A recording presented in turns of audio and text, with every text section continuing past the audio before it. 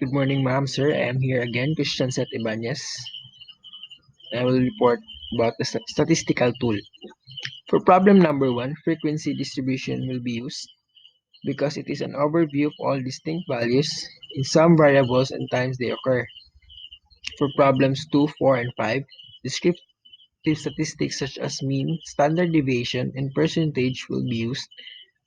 For problems 6, 7, and 8, the researchers will make use of the ANOVA formula because we are looking for the significant difference.